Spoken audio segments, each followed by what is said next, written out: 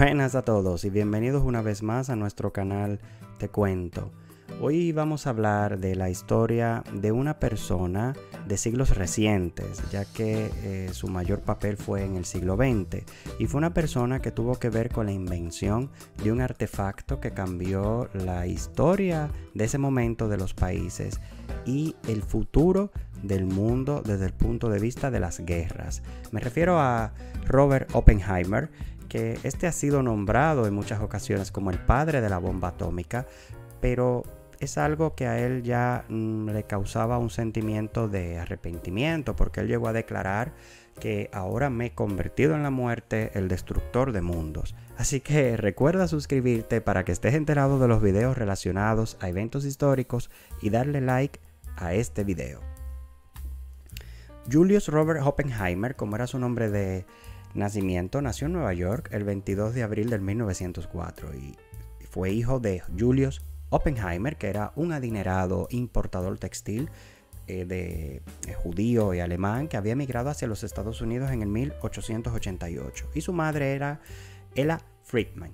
Tuvo un hermano menor, Frank, que también fue físico, y durante toda su vida Robert Oppenheimer fue un estudiante muy versátil, con buena actitud para todo lo que es las ciencias, las artes. Entró a la Universidad de Harvard, se graduó summa cum laude en solo 3 años en química. Y este hombre también tenía, intereses porque amaba los clásicos, leía lo que eran los diálogos de Platón en griego, era un entusiasta del antiguo poema hindú Bhagavad Gita, que es un importante texto sagrado hinduista. Se le considera este texto ser de los clásicos religiosos más importantes del mundo. Durante sus estudios en Harvard, Oppenheimer se empieza a interesar por lo que es la física experimental. Fíjense que él estudia química, pero él se empieza a interesar por la física experimental en lo que es la asignatura de la termodinámica, que esto es una rama de la física, y para que pongamos un ejemplo, tiene que ver con la descripción de la materia en cualquiera de sus fases, en lo que es sólido, líquido, gaseoso, como entender por qué hay una transición entre un estado a otro. Y por ejemplo, esto se aplica en el funcionamiento de los motores de los autos durante la etapa de combustión, por ejemplo.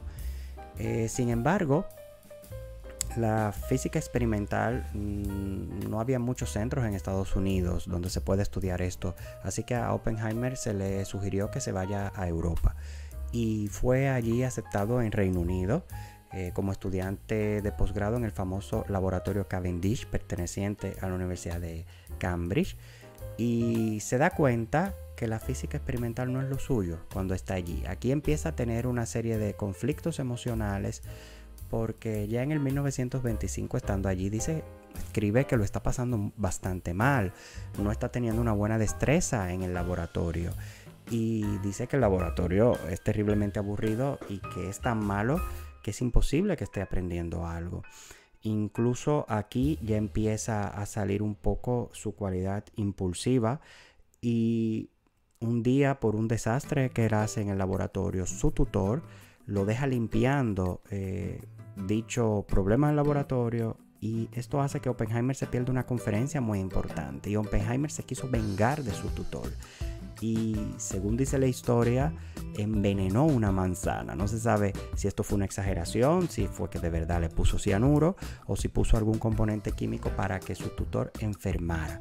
El asunto es que su tutor no se come la manzana, se salva, y claro, su plaza en Cambridge se ve amenazada, pero a cambio le dicen, bueno, pues te quieres quedar aquí, tienes que irte a un psiquiatra. Y el psiquiatra le diagnosticó psicosis, pero luego la descartó diciendo que el tratamiento no serviría para nada. Este periodo Oppenheimer lo recuerda más adelante, y aquí él entró en una fase de depresión, según recuerda, e incluso pensó seriamente en suicidarse en unas navidades. Al año siguiente, en el 1926, se va a Alemania, a la Universidad de Göttingen, ya que él ya quiere cambiar de la física experimental e irse a lo que es la física teórica. Y es allí donde él empieza a estudiar la física teórica, ya que era uno de los principales centros en toda Europa de física teórica. Y ya a los 22 años, o sea, muy temprana edad, obtiene su doctorado. Incluso ya tenía una fama de ser un estudiante que aprendía muy rápido. En septiembre del 1927, ya con 23 años, regresa a Estados Unidos. Ya entra a Harvard como un joven experto en física matemática y es miembro del Consejo de Investigación Nacional estadounidense. Y desde el 1928 ya empieza a ser profesor en el Instituto Tecnológico de California, o sea, con 24 años.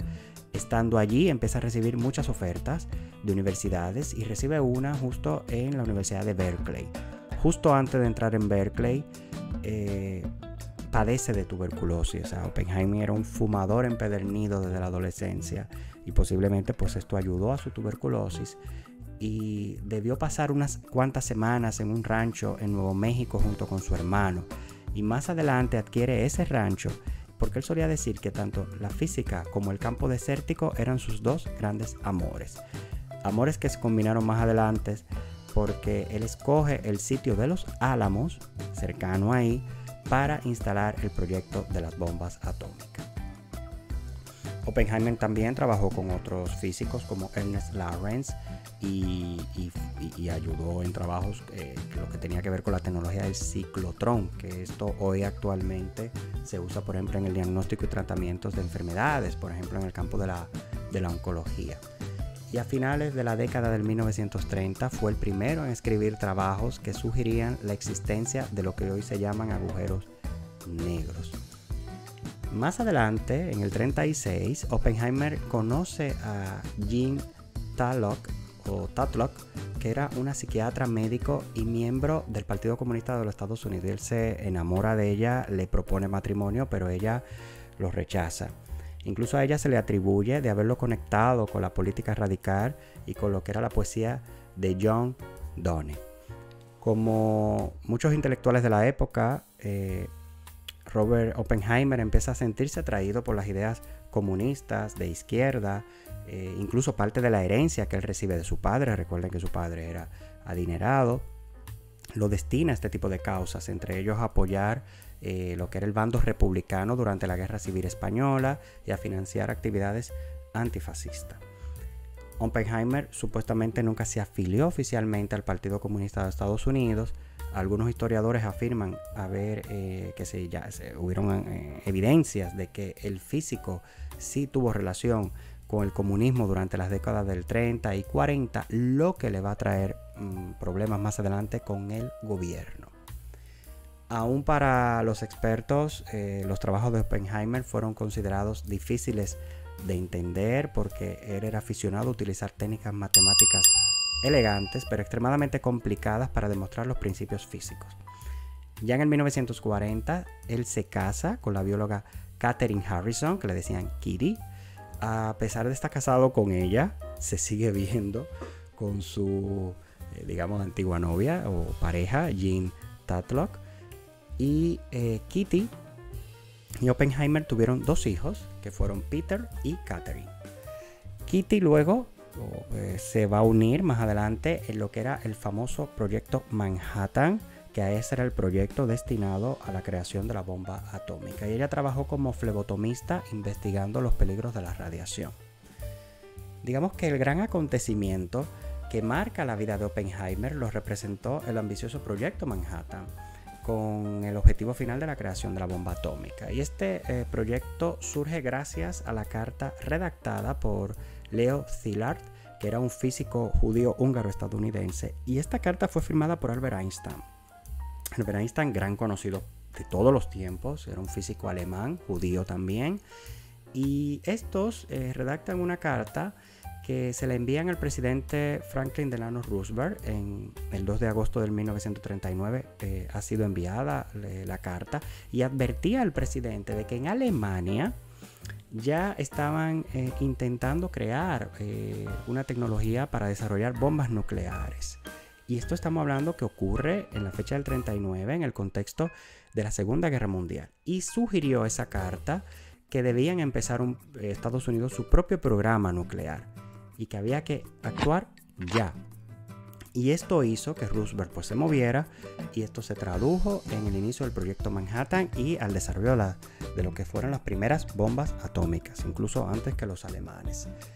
El proyecto Manhattan fue dirigido por el general Leslie Richard Groves y se llevó a cabo en numerosos centros de investigación. Es verdad que se le acuña la bomba atómica a Oppenheimer, pero realmente hubieron miles de personas que participaron en este proyecto y varios laboratorios en varios sitios del país, todos encaminados a encontrar la tecnología para el desarrollo del artefacto. Y digamos que uno de los laboratorios más importantes fue el que se situó en Los Álamos, en Nuevo México, en donde estaba Oppenheimer, que fue el director incluso, y ahí fue que se diseñaron las propias bombas nucleares. Incluso Oppenheimer no fue la primera opción que se iba a contratar como director, porque él no contaba con un premio Nobel, y era lo que en esa época un físico respetable tenía que tener premio Nobel. Incluso habían 3 personas en la lista para ser directivos, pero no se podían trasladar hasta el laboratorio, o no podían ser trasladados. Y uno de ellos recomienda a Oppenheimer, y claro, al principio Groves lo tiene que analizar, porque ya Oppenheimer ya se hablaba de que el FBI había empezado a investigarle en el 41 porque ya pertenecía al Partido Comunista, su hermano también, su esposa también. Entonces eso era un problema, una mancha para él.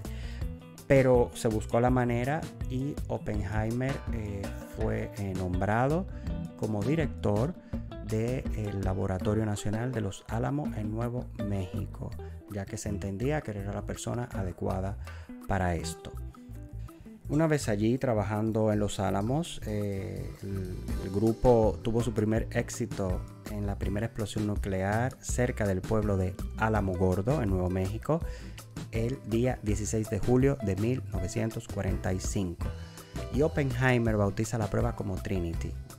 Más tarde explicó que este nombre se debió al poeta John Donne.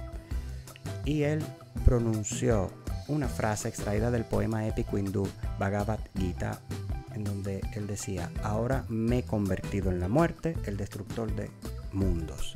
Él quedó tan impresionado de aquella nube de humo y de lo devastadora que era la bomba. La bomba estuvo lista en el contexto de la Segunda Guerra Mundial. Recuerden que ellos la hacen con el ánimo de que adelantarse a Alemania, pero ya no se precisaba usarla para Alemania, porque Alemania se rinde en mayo del 1945, es decir, y la prueba de la bomba tiene lugar en julio del 1945. Entonces empezó un conflicto entre científicos y personalidades importantes, de que decían que no estaban de acuerdo de cómo iban a usar la bomba, de si se iba a usar, de qué utilidad darle, ¿no? Y entonces había un grupo que estaba en contra de usarla en personas vivas, argumentándose que, bueno, que con simplemente demostrar la presencia de la bomba iba a convencer al gobierno japonés de que se podría, para que se pare la guerra. ¿Qué pasa? Se termina la guerra de Alemania, pero había una guerra todavía que no se había finalizado con los japoneses, que se venía haciendo paralelamente a la Segunda Guerra Mundial. Entonces, Oppenheimer se opuso a la petición de muchos científicos y personalidades del medio de la utilización de dicha bomba. Entonces, el 6 de agosto del 1945 se lanza la primera bomba, que se llamaba Little Boy, y esta fue lanzada sobre Hiroshima, en Japón, y 3 días después se lanza una segunda bomba que se llamaba Fat Man sobre Nagasaki.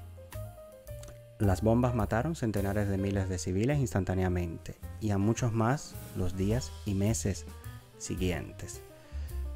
Se podría decir que Oppenheimer se dedicó en cuerpo y alma al éxito del proyecto Manhattan, pero tras el estallido de las 2 bombas atómicas en suelo japonés, el orgullo que había sentido Oppenheimer tras la prueba de Nuevo México se convirtió en un sentimiento de culpa. Incluso en una visita al presidente Harry Truman, Oppenheimer estuvo frente a él y le dijo que sentía tener las manos manchadas de sangre.